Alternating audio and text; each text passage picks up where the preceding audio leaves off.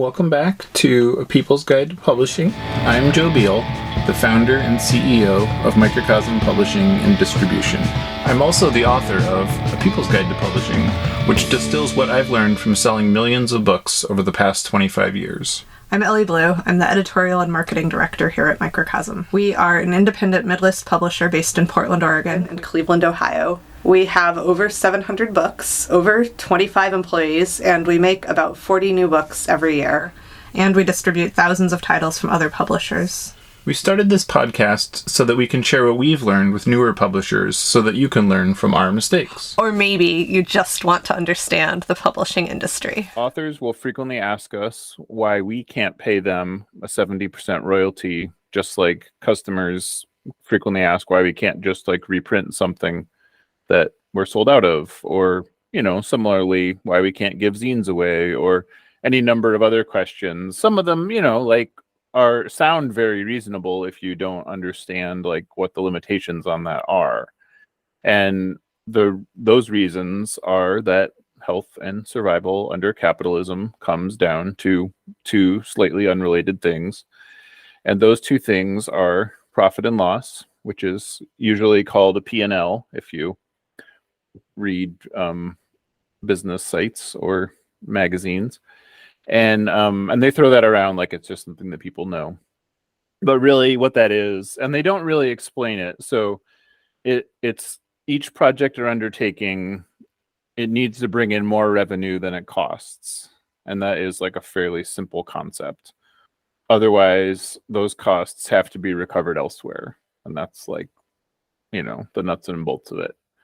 The part that they don't normally tell you is that you more or less know based on budgeting whether that will actually happen. And then the second part is cash flow, which is when your growth is paced so that you don't run out of money.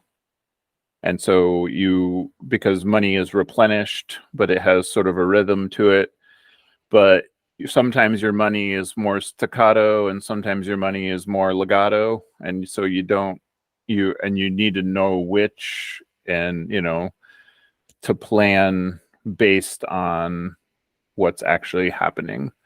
And so profit and loss is really storytelling with data. And so cash flow is making sure that you don't grow faster than you can afford to.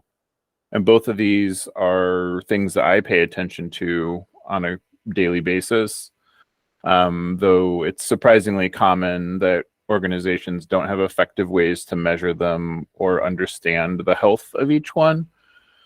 And so our success results or flounders because of how closely these things are measured and paid attention to, and with what frequency. So that's partly why this is such an important part of my job, and why most of our policies are designed to ensure that both of these aspects remain healthy and don't need constant oversight, because you want these things to be able to run on some amount of autopilot based on standards and practices and how stuff is structured. So, and this is the harder thing I think for some people to understand, is that we could literally sell millions of books and still go out of business because a P&L is out of alignment. And that happens all the time, not to us, but it does happen, unfortunately. So we could grow faster similarly than our cash flow and our credit line would allow, and go out of business because we couldn't borrow more money when we need to. Because when you're overextending yourself, nobody will loan you money, even if things would be fine, because they can't trust that you are able to right that ship, And so that's the sort of the greatest irony, is that if you need money, you can't borrow money. If you don't need money, everybody wants to loan you money because you're such a sure bet, And so you can be forced to cease to exist even if you're successful. And that's why real success and job security comes down to managing and juggling P&L and cash flow, and keeping both of those things remaining healthy. So let's take a little closer look. And And, again, profit and loss means you add up every bit of income related to a project and you subtract all the costs, which is that's the simple version. And, this applies to the smallest aspects of a budget, like buying pens, all the way up to labor costs, inventory, and real estate. It's all operates on that same principle. And I think that every organization would do this in planning, preparation, execution, and review stages of a project, but they don't, because the trouble is that most organizations prioritize growth and visible marks of success to such a degree that they're overvaluing the appearance of success over actually being successful. And this is for all kinds of reasons, but strangely, the most common reason is because shareholders demand the appearance of success and unbridled growth much more so than they, need it to actually be successful or slow down in the moment. So we're going to take a look at a sample here that should be helpful in understanding the specific contents of what is actually involved. You more or less know before a book comes out how many copies it's going to sell. And you might ask the very obvious question, how can you possibly know that?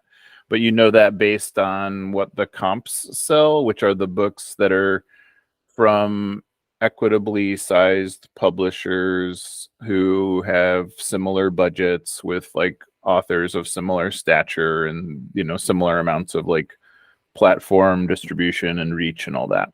So you sort of take 3 and you find the average, is really the best practice. Most people, again, take a very optimistic worldview, which is, not a bad thing.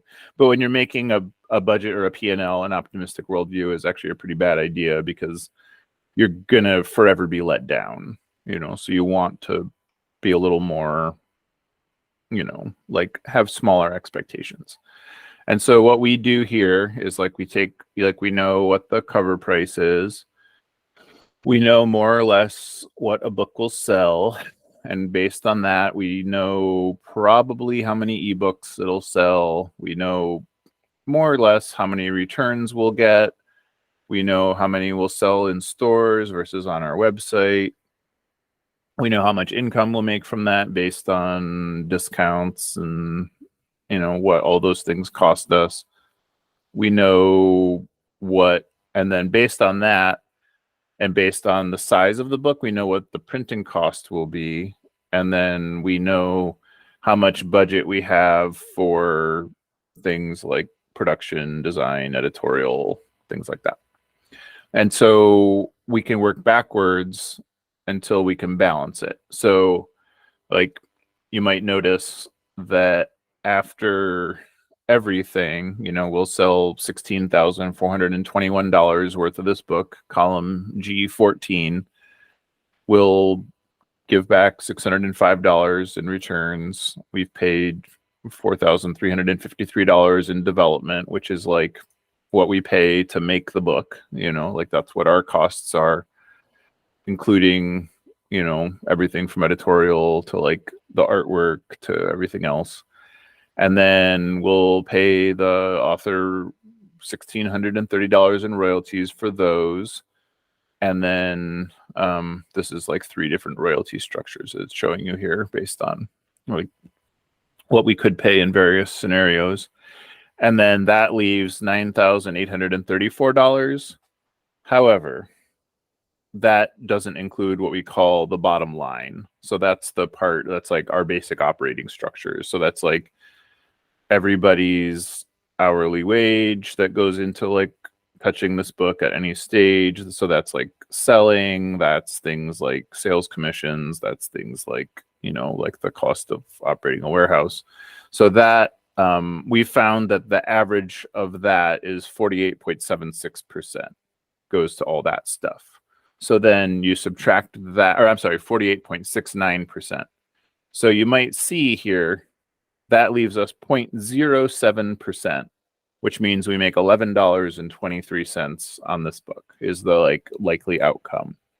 but that's, so we may do better than that. That might be, but that's like what we know to be like a fairly safe bet, because in all likelihood we'll sell 800 copies the next year, and it'll keep kind of ticking down, and we only have to pay those development costs once, and so it'll kind of plane off, but we know more or less that it will pencil out for us. We had authors that were like, oh, can we just split 50-50 on like the actual profits of the book?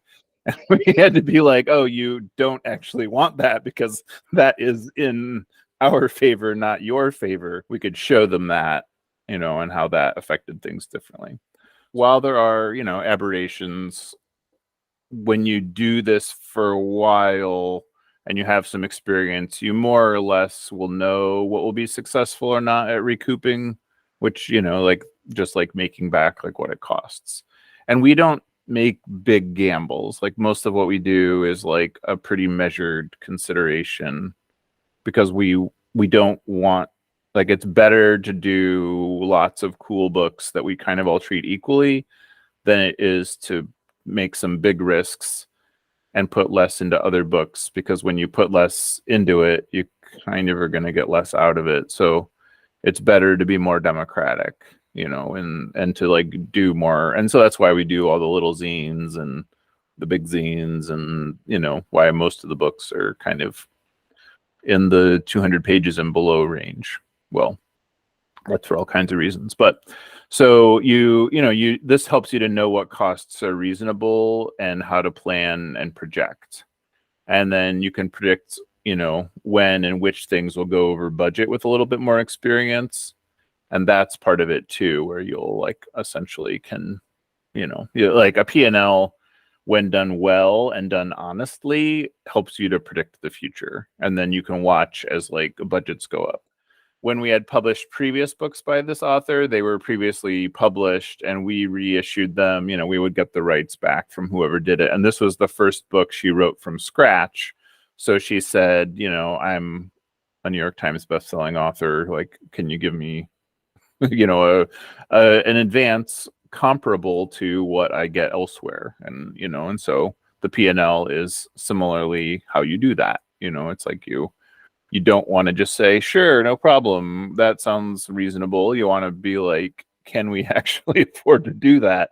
Because that's the real question, because it has to benefit everybody, and this is sort of another important principle, is like, we could go out of our way to accommodate others, but we wouldn't last very long. Like, this relationship has to be mutual, so on the Wayward Writer P&L, we can, you can see similarly, most of the details are pretty comparable. And this was the pre-publication one. This is not like to date. The ones after this point will all be like the actual real takeaway data. But this is, the one we made based on what our expectations were and the numbers that we had. So, like, we anticipated this one selling considerably better, like roughly triple what the others did. And, it's like in the pocket, like what we've actually sold is close.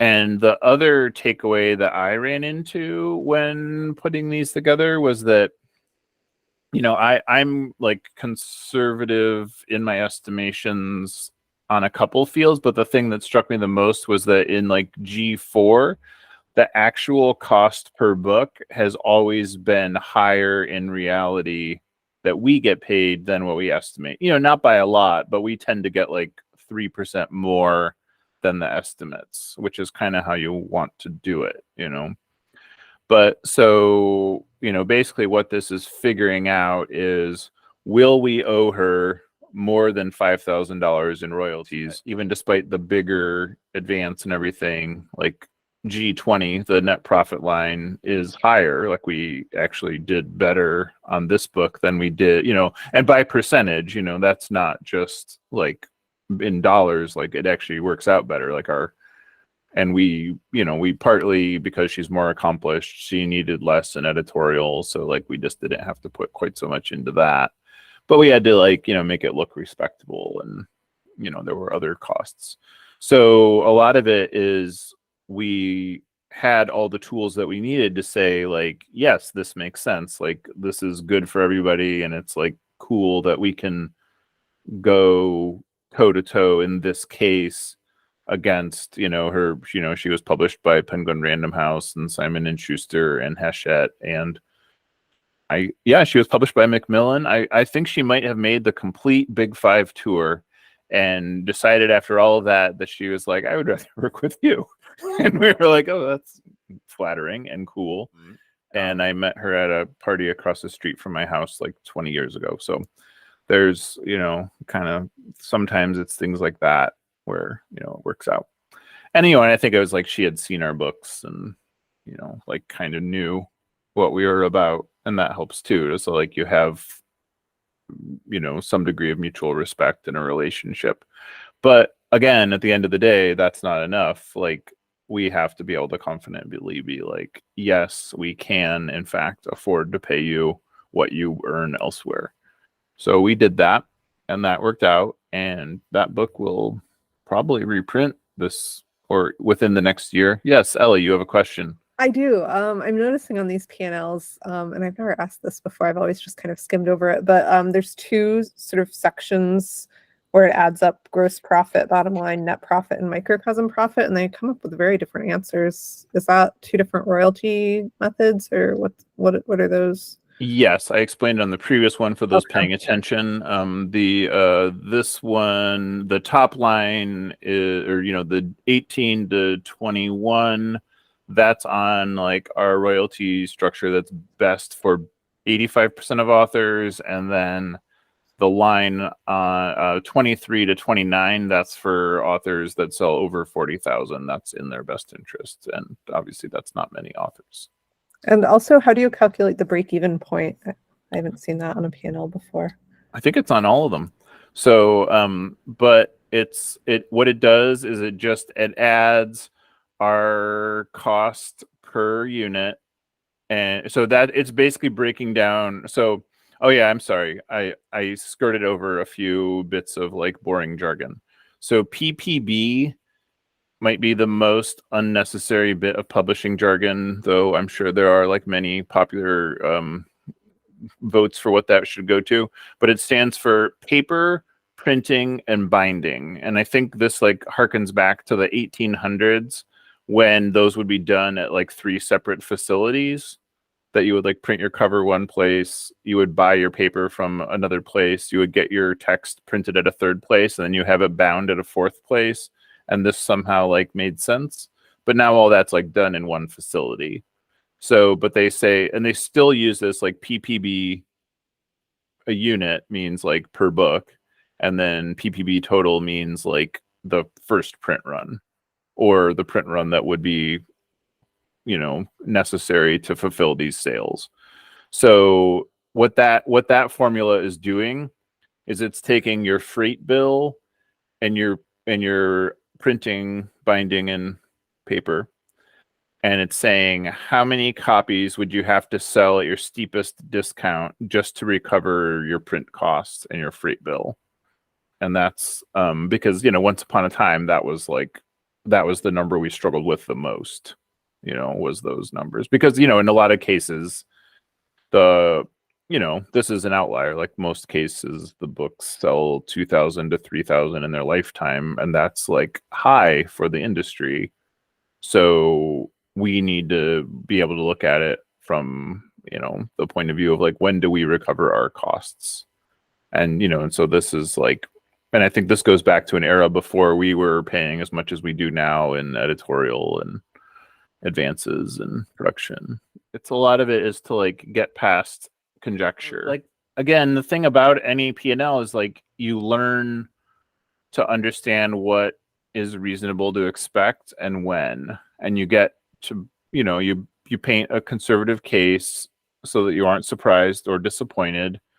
And most of the like student P&Ls that I saw when I was looking at this stuff with PSU is they would have like a cookbook that sold 50,000 copies or something, and you're just like, that's like maybe in the 70s, like not today, and so you're just like you want to give somebody a reasonable expectation, especially the author, of like what's going to happen,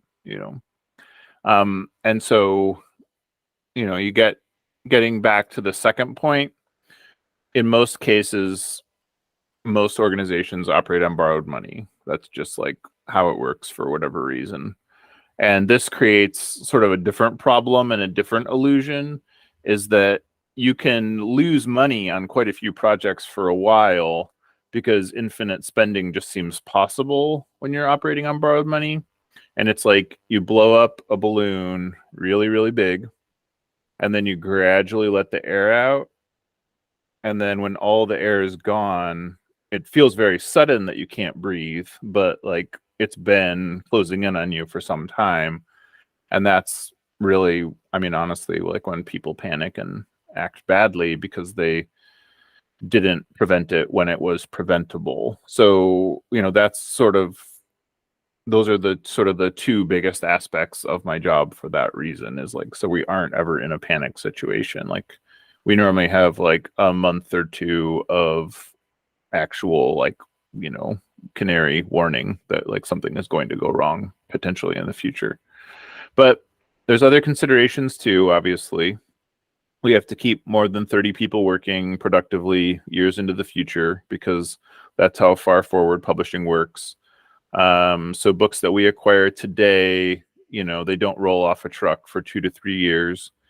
And so my other job with P&L is keeping enough projects active and nurturing so that we can maintain schedules and income on a consistent basis years into the future, as well as like maintaining all of your jobs and, having those jobs not just keep people busy, but like actually building towards long-term goals. Like that's the actual biggest job.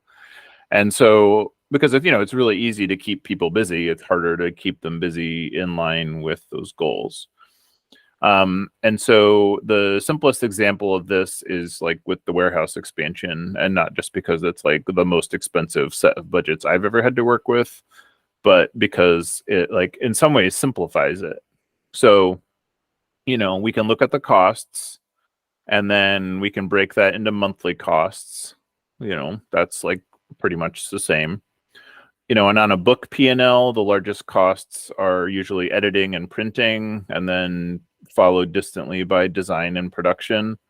And then for a typical month in our general budget, it's usually inventory, labor, royalties, shipping, health insurance, building costs, supplies, taxes, in that order, roughly, give or take, some months up a little bit, with others. But in the case of the warehouse, the costs are land, real estate, shelving, construction, increased inventory, and that is, those things alone are our average month of, they're around $400,000 just for that one project. So we, in that case, the P&L works a little bit differently, but kind of similarly. So we look at what the additional storage will conservatively offer in terms of increased sales. And so I made a little different kind of P&L here. This is a little bit of a fancier one. So this is called an NPV, and it's the similar principle, but you're spanning it out over time. So what you do is you say, like, these are the costs. This is what today's interest rate is, like, as much as we know when this will be happening. And then we look at what we will pay per month and what we will benefit per month. And then this literally, it's like a magical tool where it takes all those numbers, and there's literally a formula for this that's like built into everything. Like you can use this in Sheets or in Excel or anything. You don't have to like write the formula yourself. And it will tell you if you're better off doing nothing or doing the project, and it's like, because it's basically like, am I better off just burying this money in a box in the ground and never talking about it again, or should I do this project? And that's, and Ellie's friend who has an MBA, a master's of business administration, I asked, like, Ryan, does anybody actually use an NPV? And he's like, not really after they get out of college. They just kind of like, everybody just kind of like wings it after that. But that's not to say that it's like any less valuable. It's just like, that's sort of the arrogance of, and and it's like, when it's not your own money and it's not your own risk, I think that's part of it too, to be honest. I think that's just like, who cares? Like, if we fail, then I'll get another job, is kind of like how people approach it. And so, but for us, the stakes are a little different. Like, it could, if we screw it up, like, we could cease to exist. So like, I wanted to do it right. And I want, especially like when we were looking at building and the costs kept going up, that I like wanted to figure out, like, at what point is this not worth it? Like, at what point does it fall apart and we should figure out something else, So that's essentially how that works. I conservatively assumed that we would increase inventory by about 60% across 5 years. I assumed that the warehouse would be 20% more efficient. It'll probably be more efficient than that, but that was like a safe number. I assume, like, interest rates have been skyrocketing recently. Like, if we borrow, it's at like 9.5%. But I assumed that, like, at some point we would be able to get 6.5%. And that's like maybe a little high. Maybe that should be like 5.5. But so that's, assuming payments across 5 years. And then after expenses, like, the benefit to us is still $2,637.18 per month, or like a total value of $158,230. So that's like pretty great, like that's like a complete green light on a project. And so that, I was not expecting it to be that. I thought we would be like closer to zero, honestly. But that means that even at those relatively small conservative numbers, like, we would have a lot of leverage by adding more space. Ellie. Maybe I'm misreading this spreadsheet, but it looks like the value per month is lower than the cost per month. Yeah, well, that's the value per month is after the cost per month. Oh. See, this is the beauty of NPV, is like, it does all that for you. Like, you literally, the formula is hilariously self-contained. So like, you just have to say, like, this is what it'll cost me by month, and this is what I'll benefit by month, and then it spits out those numbers. But yeah, that was, I know, I guess that is a little bit confusing, because normally we would show our math a little more if I made this formula myself. But so, then you get into bigger questions where you're like, okay, like, with that amount of leverage, like, what kind of retail accounts could we entice to begin ordering from us? Like, who would work with us that doesn't work with us now? Like, and what kind of books are they interested in, And that's, like, we've done that with a number of things. And then, what are the seeds of where we can recognize that and see where it's going? So, like, the really weird thing of the last 2 to 3 years is, like, we started to see orders from wedding venues, which is not ever something I thought about having, like, a gift store.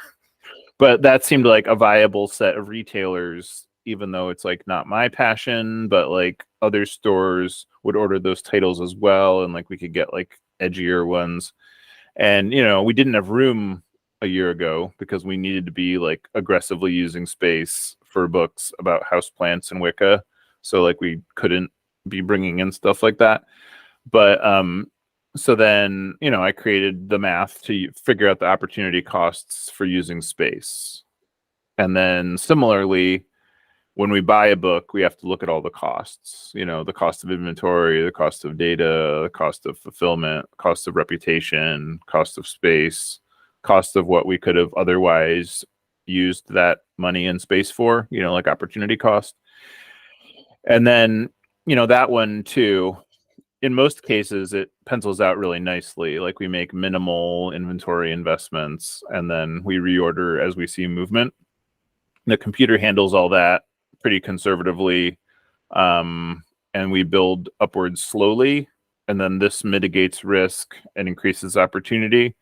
So, like by having just like lots of different stuff, we can bring in books that are like cooler books and like good for like people understanding like who we are and what we care about, while balancing that against books that like just sell hand over fist. And that's why we've stayed healthy and could balance and finance growth from cash flow even like when sales doubled, is because like we could kind of make that pivot really easily rather than having to like totally restructure everything about like how we do everything.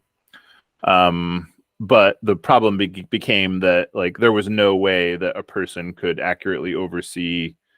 I figured out that it's like 9.3 million computations are required to manage the 30,000 titles in our catalog. So that's like just that it would be impossible for a person to do that. So now the database handles that. And to its credit, like it made very few bad investments. Like we sold 0 copies of the Snowpiercer movie tie-in graphic novel, but there's very few zeros comparatively out of the number of books that we have. So, and you win some, you lose some too, as part of it. But so if we buy too many of something, even if it seems like a really low-hanging fruit, the numbers bear it out that it's almost better to lose sales than it is to have more copies on the shelf. And that's really confusing. Yes, Ellie, again. Abby included the Snowpiercer book in our July warehouse sale, and we've already sold 5 copies. Well, dang. So I guess none prior to the July warehouse sale. Great work. Oh, I see. We have a celebration occurring live. And so it's, that was a book that we bought, I don't know, probably 2 years ago, maybe more. Like, and it was a book where like it really felt like a time where we could sell anything. And then, you find out that in fact, there are limits to everything and you can't just sell a book because it had a movie that came out, 10 years ago or more, and it has a graphic novel reboot now. So, but on this cost of books on shelves, this is, I feel like the thing that is totally confusing. So I made a very straightforward and simple spreadsheet as much as it could be done. And there are because, and it's because we're primarily a distributor, our margin is, the 18% usually between what we buy the books from and the 40 or more percent that the store needs. So like we really get that 18% in most cases. So and out of that 18%, we have to pay essentially everything out of, and that, but the wildest part of it is that the greatest cost is that is the unsold copies of those books. Like that actually costs us more than all of our other operating costs, because at least on the sold copies, we're like recouping on those copies and paying everybody's ability to do their jobs. Whereas the unsold copies on the shelf are the most expensive, and so the example I pulled was Cinderella Liberator. Like it was a book, it's by Rebecca Solnit. It seemed like it would be a really cool book. It was, however, her first children's book. And, it was, it probably did okay first. But we have sold 8 copies to date. We have 8 copies on the shelf. This is line 5 on the spreadsheet, if you are a person of my ability with eyesight. And so you can see in column I, we make $1.87 on each copy sold after expenses. But because we have 8 copies on the shelf, like this book is at a net loss of $21.26. And that's like taking all of our revenues and subtracting all of our, expenses. And like, and because we have, 30,000 titles, if we lost $20 on each one, like we wouldn't exist anymore. So that's the other part where we have to like ration it so tightly, is because we really need things to come out close to zero in most every case. So it's not even like we're trying to get ahead. It's like we're trying not to lose money on these books. And, and so that's why, and then so I worked with like the receiving departments, and I was like, what kind of quantities would you prefer? And actually both departments said I would prefer smaller quantities of a wider range of titles at a time. And I was like, oh, great. That's easy, because then that costs us less money. And, it's like, we're going to run into fewer surprises if things change, and so that is, and there's some other like working examples there, like you can see on remainders, like if we buy even a lot of something, we don't even need to sell very many to recoup, just because our margin is so much bigger. And then similarly, like, we can sell 1,400 copies out of 3,000 of a published book, and then we can sell the remaining 1,600 over years, and that pencils out okay. Like we can still make all those numbers work. And so this was my 2020 and 2021 project to like make sure what seemed to be correct was actually what was happening. And then, which is like creating the formulas for like our operating costs minus all this, and like how that all would work in practice. A lot of that stuff can be relatively automated, like that's why we just need to not have like colossal screw ups. So that's why it's like really helpful if you're like, is this working as intended? Like, it doesn't appear that way to me. And then like, I can troubleshoot it, if you think something is not quite right.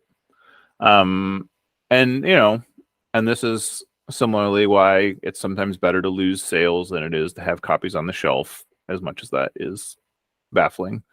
But the important thing is like each department's actions. I mean, sometimes like literally one person can have an outsized effect on the success or failure of an individual book, especially if it's someone in sales or marketing, because they just like that book, or more importantly, almost understand the book well enough to talk about it clearly and succinctly.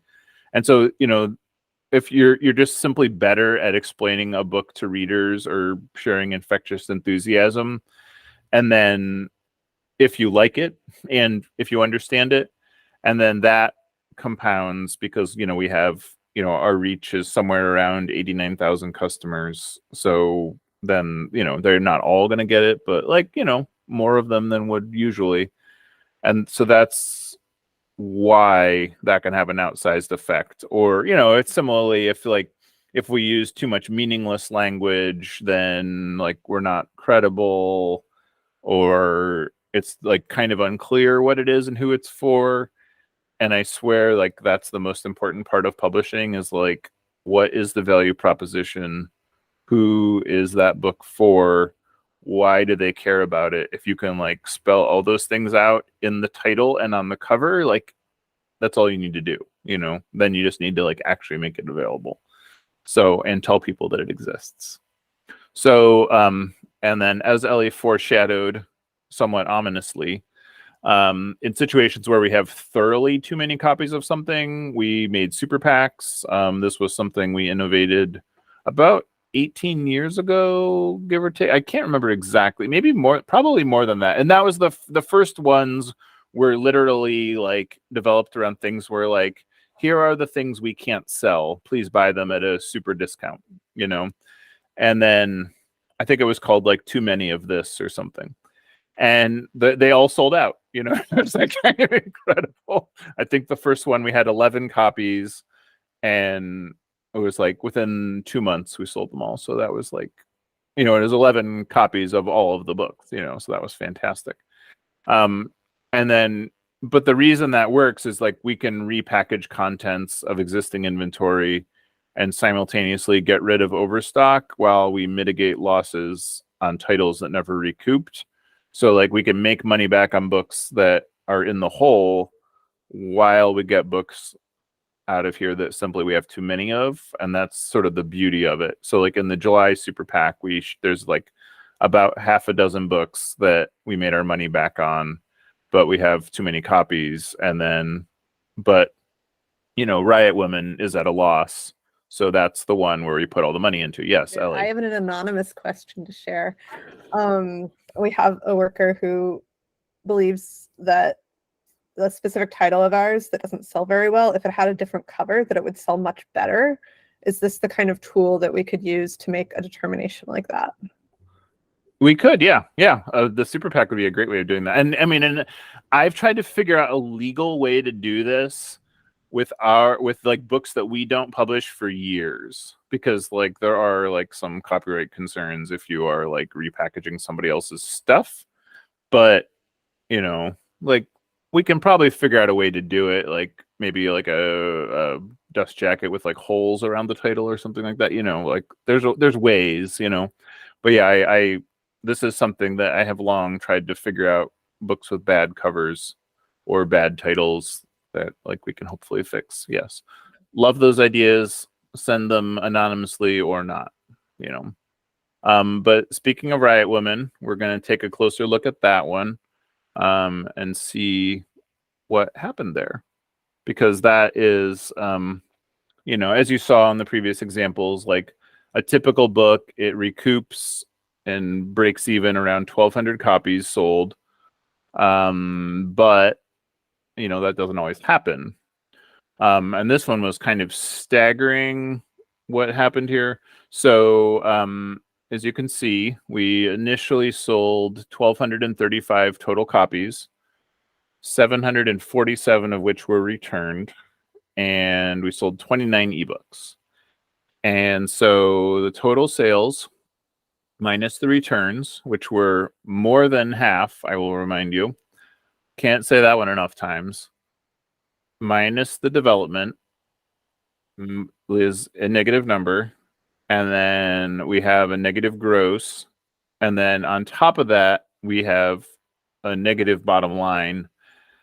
And so our total losses on this book are $15,885.87. So that like really hurts. And there's a lot of reasons for that, but we'll go through the top line ones. So we paid about $4,800 for printing, and we paid about like $650 in other expenses.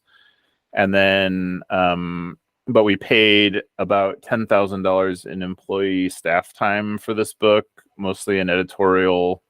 It was just dragged out over years and a series of disasters and revisions. That also includes things like packing, shipping, selling, processing returns, communicating, just like all the necessary stuff that goes into any book. And then shelving and taking apart and shipping and reshelving. But a lot, and it includes opportunity cost, like the stuff we could have been doing instead of getting like mired in this book. But a lot of that was because the author didn't write the book that we agreed upon, and then got a positive reception in a series of writing groups that the book should be a memoir. So she kept having trouble like focusing on the premise and just writing a memoir. And, so this just became costly. The book was supposed to be about, and like is about how Riot Girl values germinate into adult feminism. And like that would be a popular and well-received book. A significant portion of the costs are, things that we didn't really have as much control over, like how it's perceived, like as Christine pointed out in our sales review meeting for that season, the fact that we did 2 books about women in punk within a 4-month period seemed to confuse stores, because they just thought either one was enough, or they were confused to think they were the same book. And so they went with the other one, which like sold and sells very well. So that's, somewhat baffling. But, so there's like kind of a sticky morass of like mired stuff in there. And so we have variety of problems.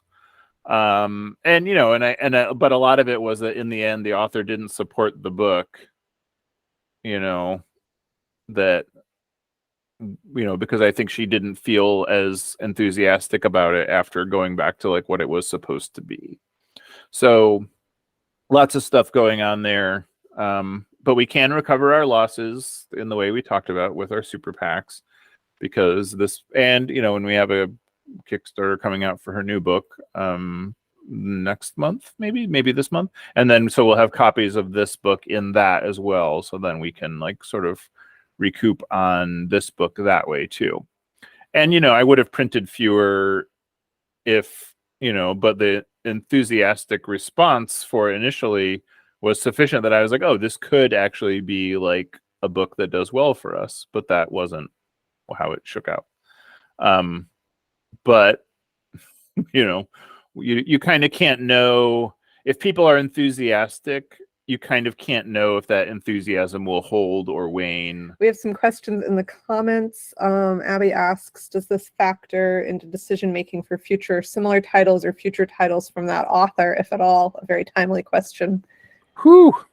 Well, it's like it definitely raises your blood pressure and your cackles, but I mean, you just do it better the next time, or you make more informed decisions. It's not like like a more traditional publisher would just look at the P&L and be like, oh, the author's last book sold 800 copies. Like, why would we work with them? But like, we will look at it more based around the book's premise, and like, if this was like Riot Woman 2, like we probably wouldn't publish it. But if it was like a book about something else, or if it could like solve the deficiencies that this book suffered, like that's really the question, and that's like really the goal. And so that's like really what we strive. Or in some cases, like it's our fault and we just printed too many, and that's totally solvable. So like we can normally fix it. We can fix anything kind of in-house usually, and sometimes fixing it is like, okay, the problem was this person's attitude or like the way that they approach this project. Like that is sometimes, unfortunately, or like it's just not a good fit. So yeah, so that's the crux of it. All right, so, and this is like kind of, I guess, how we, like most publishers, would just remainder everything that's left, but like I don't know if we're smarter or like more stubborn or not as bright or what, but like that's how we sort of like stumbled into creating our own system. But then it's also like the humiliation of remaindering your own books is that you have to like walk around and say like, oh, will you give me a quarter a piece? Like, will you give me 50 cents? And it's just not like, it's better to just like start moving them out, and in many ways, like giving them away sometimes. We're going to move this one into super PACs, and it's not like super bad, the results. Even books that totally flopped like will be sometimes very popular in super PACs. Go figure. New cover time kind of thing. Like a lot of books that like flopped, like they did work out because of things like that, where we have other avenues, that like are not available to everybody. And we recovered our money on 24 other books that failed to recoup in 27 years. So we have on average less than one a year that doesn't recoup. So that's like, I don't know, pretty good math, I feel like, especially now that we're doing like 30 or 40 a year sometimes. So, and now we're going to look lastly at our most positive outcome, which is Unfuck Your Brain, which we knew would be I knew would be one of our bigger books. I was fought a little bit on this at the time because the authors submitted a PowerPoint presentation. And, Ellie was like, what? This? And I was like, make it work somehow, please. And it worked out. But the reasons were pretty basic. Like the author had credentials, original viewpoints, a gift for summary, experience, knowledge, like her own point of view. Like it wasn't just like rehashing other stuff, but it was something that she could capably do more succinctly than other people. The reception was immediately positive. Our distributor at the time said, this could be really big for you. And, like we knew that by that point, but it was nice to hear that they could see that. That's like part of it too, is that like we would have support. When we went to print, we had garnered exactly 2 reviews, one of them scathingly negative and one of them like a basic summary of the book. Author did not have a big fan base.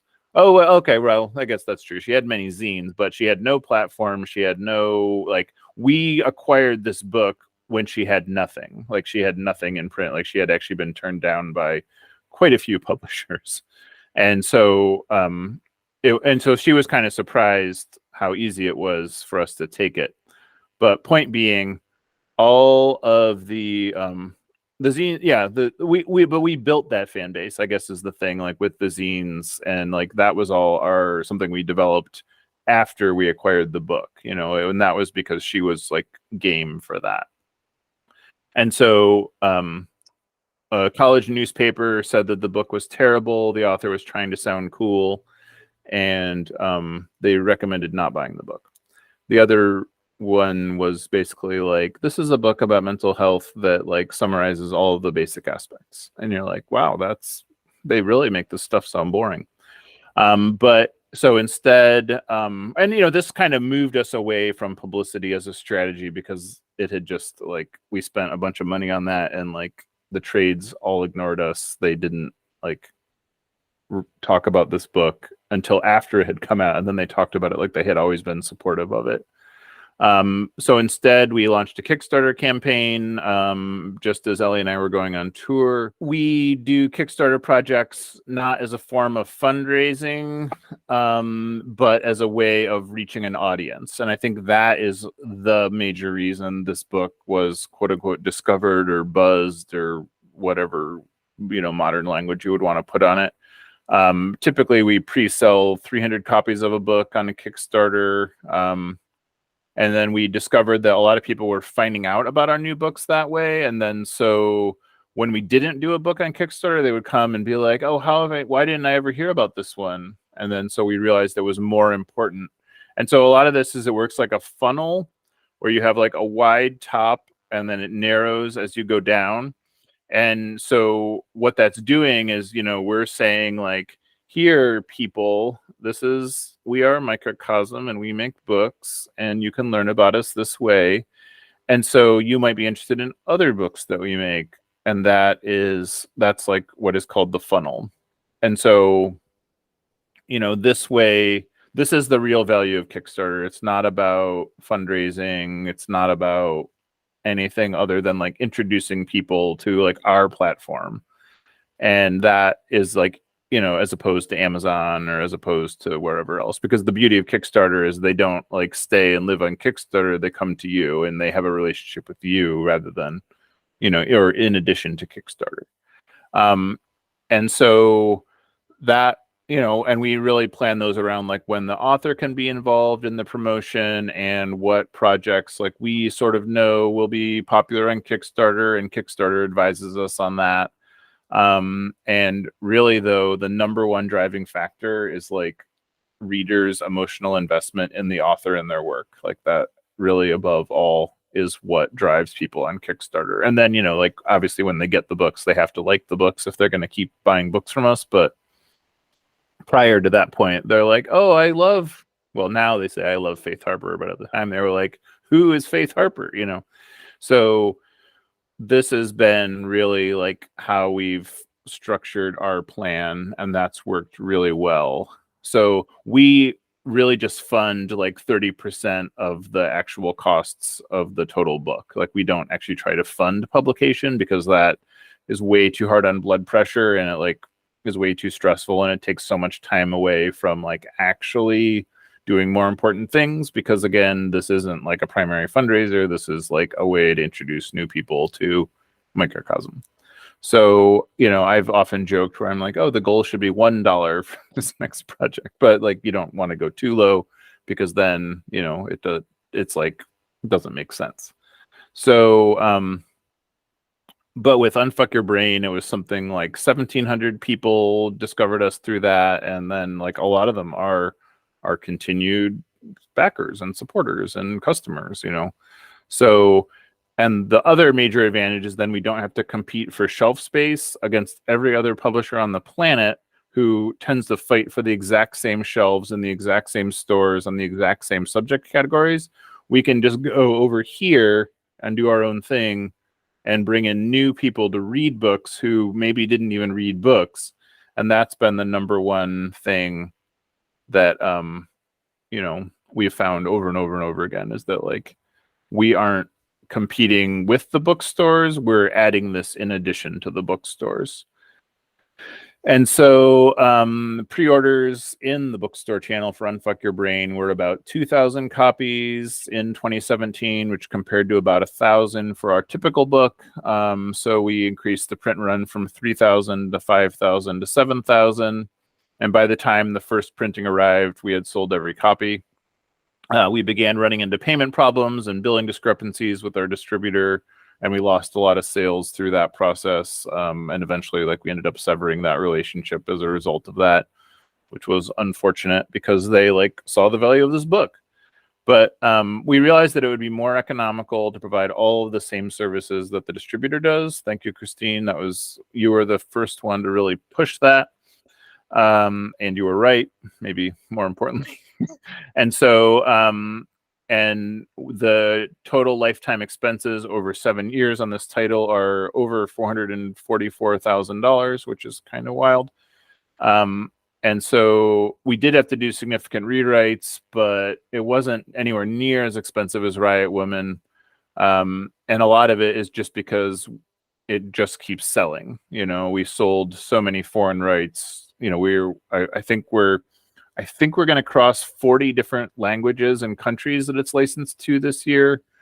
That's just completely wild. It was the number 4 book in Italy earlier this year, which baffling, how that's even possible.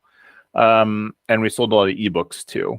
And so you can see total revenues, total costs, total, even all told, this is a book where we made $232,000 for, so this is the kind of book where we're paying for all those things that are at a loss, and this is obviously across 7 years. So it's not exactly, we didn't get all this money at once. That's over a significant period of time.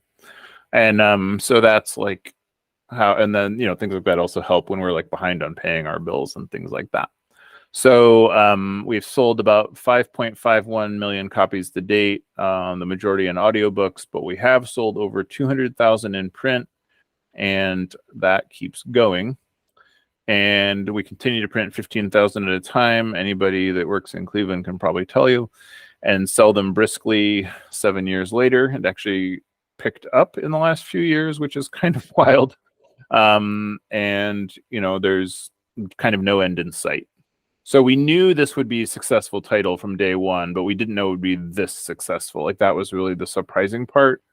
But still, again, if we had managed the P&L differently, we could have lost millions of dollars through mismanagement, because a lot of times the instinct is when you have a success is you build it up, you just put a lot of money into publicity and marketing and, editorial and, production values, and you make it so that you're just bleeding a little bit with every copy. And so, despite the fact that, everybody I guess we could go back to all of the trade reviewers ignored this book. They did not even mention it happening at the time. Blackstone, they hired a Hollywood influencer to promote when Unfuck Your Boundaries came out on audiobook, and it did not move the needle at all. It's cool to see her promoting the book and talking about the book, but it did not sell any more than Intimacy did, or other comparable books in audio, so that, or in paper. It's pretty comparable in terms of the sales of those against her other books, so that's I feel like that's a pretty interesting case study, because we have same author, quality, the reviews of the book really are the thing that make other people go out and get it because they're like, oh, my friend liked this book, or all the people that wrote about it liked this book, so like it must be a good book, you know. And that, I mean, again, most common mistake is just like spending too much money or printing too many, or, you know, just like acting like you don't have a budget. So not a sprint, but a marathon. I think let's skip everyday herbal tea making, which is, I'll go through it really fast. If you want to show it, we can do the very brisk version. This is, yeah, let's do it actually quickly, Ellie. So this is like a very middle of the road title. Like we expected it to be a middle of the road title, and it will be.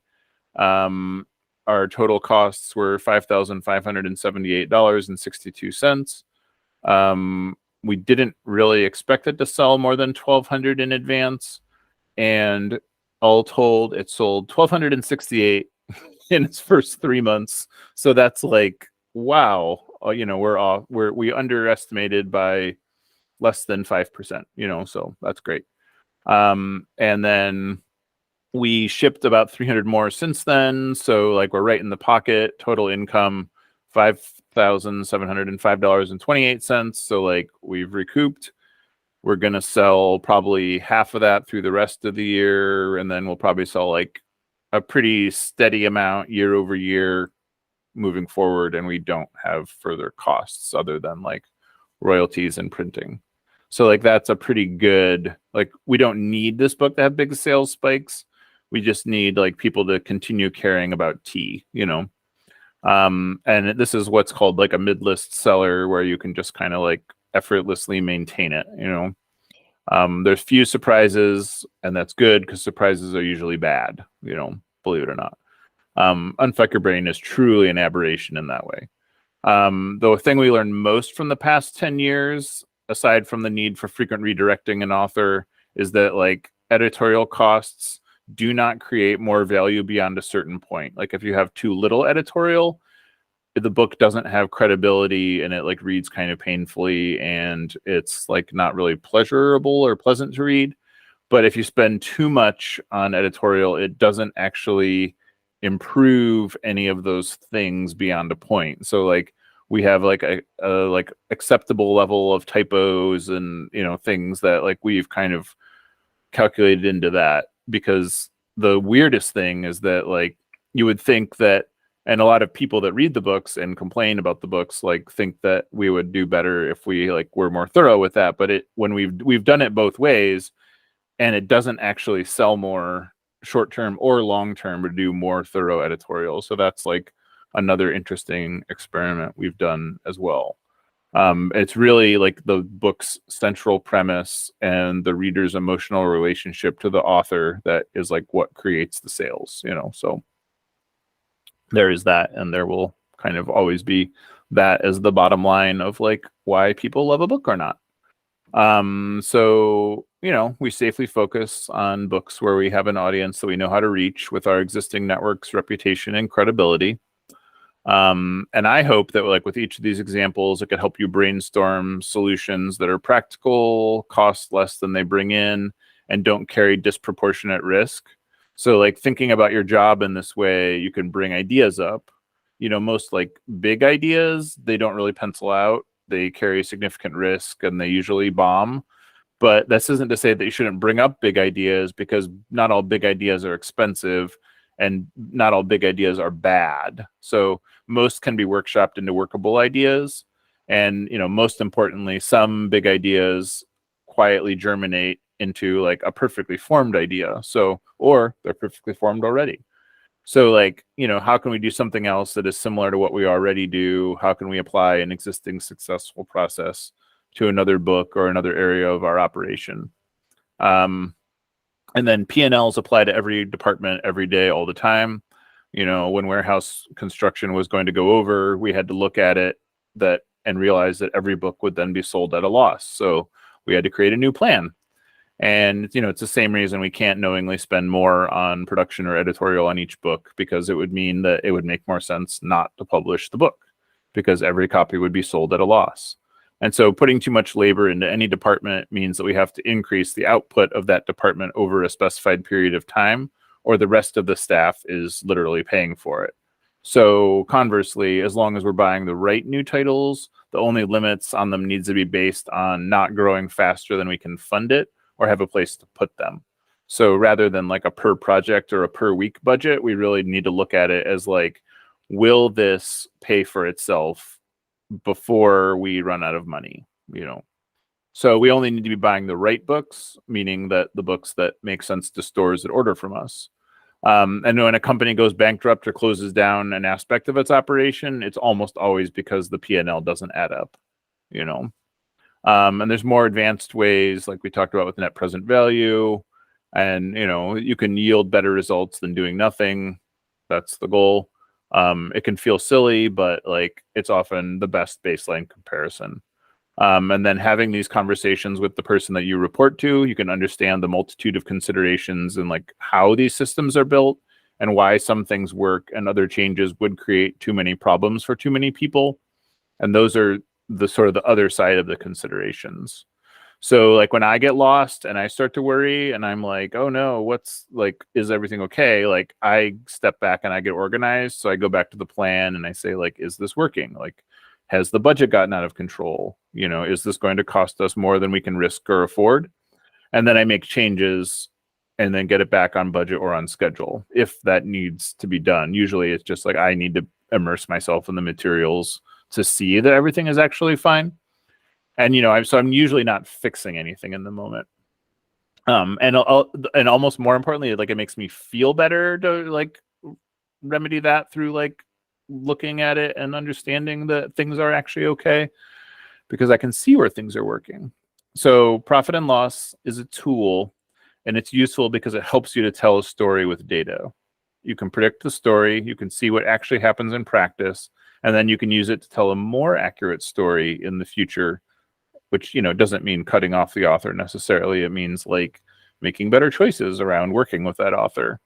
So you can only share the best information that you have at any given time. So it's important to update that information and what is available to you while using it to the best of your ability. Thank you so much. And yeah, I feel like this is the largest audience for a P&L presentation in the history of P&L presentations. So thank you. Thanks for joining us once again. Please send your questions to podcast@microcosmpublishing.com so we can answer them on future episodes. And please give us 5 stars on iTunes and everywhere else that podcasts are reviewed. You can find us on the internet at microcosm.pub, On Twitter at Microcosm, on Facebook at Microcosm Publishing, on Instagram at Microcosm_pub. and here in Portland, Oregon on North Williams Avenue. Thank you so much. Have a wonderful week.